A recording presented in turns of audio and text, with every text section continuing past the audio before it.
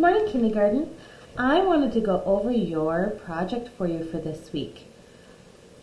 You should have gotten a handout, and it's okay if you don't have it, but if you did, you can use this long rectangle box here to practice blending some colors, and they're all listed here, and I want to go over how to do that. You can take crayons and practice mixing, so I would start with my red, and I'm not pushing real hard, and it's okay if you get out of your lines because this is just a practice. And I'm going to put orange next and have that go over top of my red a little bit to see what they look like when they mix together. And then I do my yellow, and I have that one again mix over top of my orange. And I would just keep going and repeating my colors and mixing and blending and seeing how they transition from one color into the next.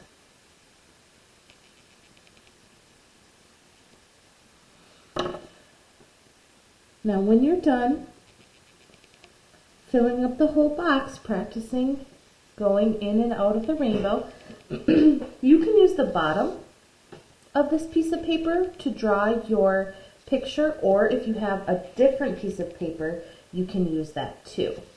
For this project, you're going to be making any kind of animal that you want. In the little example is a caterpillar and a snail. And if you wanted to use those ideas, that's great. I chose to do something different just so you could see another idea, and I made a lizard for mine. So he's kind of like a chameleon. I'm going to show you how to draw my lizard, and if you want to draw along with me and do this one, you can, or like I said, you can do any kind of animal. You can change it up and make a colorful rainbow bird if you want, or a caterpillar, or a snail. Any of the ideas you want to do. I'm going to show you how I drew my lizard. I took a different piece of paper, and I always start with a pencil because if I make a mistake, I like to be able to erase it. So I'm going to start right in the center line, but all the way over to the left side of my page, and I like to start with his mouth. Then I curve up and over just a little bit further than I went for the mouth, and I go back down to the bottom and make the bottom of his mouth. And I'm going to connect those two lines to make my lizard's head. You can make any kind of eye that you want for your lizard. Don't forget a pupil. And you can have him looking in different directions depending on where you draw your pupil too. For the body, I'm going to make a long line that's going to go over his back and all the way down to make his tail.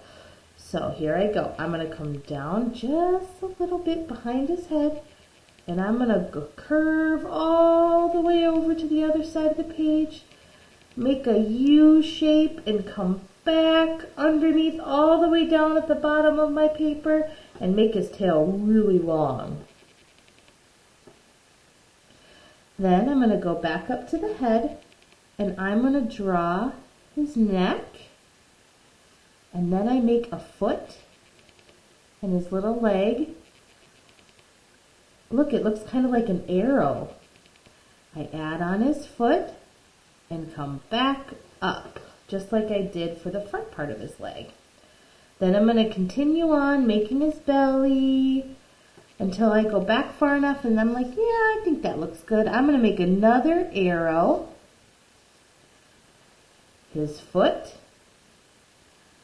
and another arrow. Now for his tail, I'm going to continue on, and then I'm just going to curve down. I'm going to keep his tail thick at the beginning, and then it's going to get thinner and thinner and thinner and thinner and thinner and thinner until it comes to a point at the end. Now you could have your lizard sitting on a rock or on a branch, or maybe you just want to draw the lizard and nothing in the background. I'll show you what I did for mine. I'm going to make it look like he's on a branch. So the branch comes and stops, and I pretend like it keeps going underneath him and then comes back out on the other side. And then I'm going to make sure my branch is big enough to hold him so it goes underneath his feet. Stop, because I touched his tail. Pretend like it keeps going and then continues on the other side. I added another little branch coming off of my big one and drew some leaves.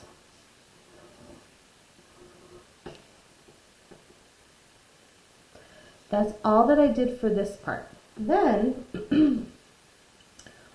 what you can do, if you have a black marker and you want to trace this, you can. I drew some lines, and I did on this one, let me show you. I chose to do zigzags, and I made enough zigzags so I would have red, orange, yellow, green, blue, and the rest was purple. You don't have to do a zigzag. You could do any kind of line that you want. So maybe on this one, I'm going to do it a little bit different. I need this, my first spot is going to be for red, then orange, yellow, green, blue, and purple is the last spot. Now for coloring mine, I took crayons first and I went along the outline, just along the edge, and I pushed hard and made my edge. Now you could color inside of this whole thing with crayon, or you can use marker or watercolor or any other materials that you have at home. What I did for this one is I did my outline with crayon and my lines for texture on my branch, and then I painted it all with watercolors. And as you can see, I made my sky purple.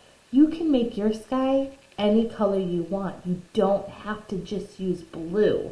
A lot of times people want to do blue for their sky, but you can make it any color you want. I hope you have fun making your